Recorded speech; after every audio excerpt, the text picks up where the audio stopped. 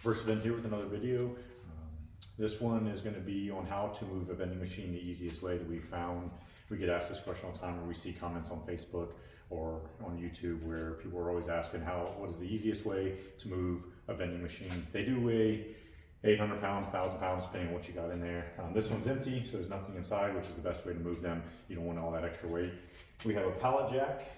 This is a short, narrow pallet jack, so it's not your typical pallet jack that you see in most warehouses. So the forks are both very short and narrow, so you can get in there. It works for snack machines as well, because a lot of snack machines have feet that go underneath them that they set on. They don't set directly on the ground. Now most drink machines set directly on the ground. So we've already propped up one side here for you, just for time's sake and show you. You prop one side under here. This is just a 4x4, and you cut it to whatever length is needed for the depth of the machine. Snack machines have different depths than some of these. So we went with we just went with a shorter one so we can put under all machines, we don't have to worry about it. So we have one 4x4 under there. We're going to put this other one under here. And the best way to do it, I like to use gloves for grip to help so you don't slide on the machine. So just get up here, push on the machine. Try not to slide off the other block, and just slowly kick this one in. I like to leave a little bit showing. Set it down there. It was on the foot, so it fell off a little bit, but set it down there. Now I know if I have some of it showing on each side, I know that it's under there, and it's not too far under. It's going to hit a lip and kick out either way. Then from there, it's pretty easy.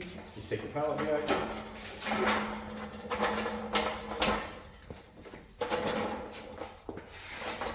Again, this is short or thin, and short and narrow on both ways. So you're going to slide that under there. Try to get it about as even as possible. Close as you can. And pump it up. Make sure you're off your blocks. You don't want to go too high. Obviously, getting weight up high is bad. Just move wherever you need to.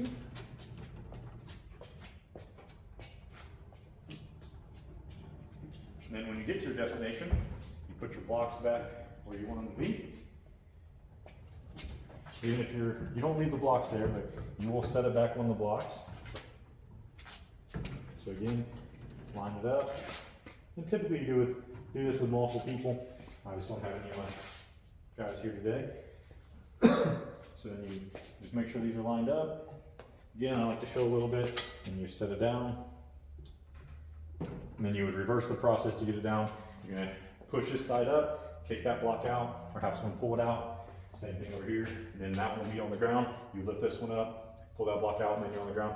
Typically, you don't do this exactly where you want it. That way you have room to move. And then you would scoot it back, move around, make sure your cord's already plugged in if you need it plugged in or not. And again, do not fill this until it's actually in its spot. I've done it before where it's this far out, 3-4 feet out from where you want it.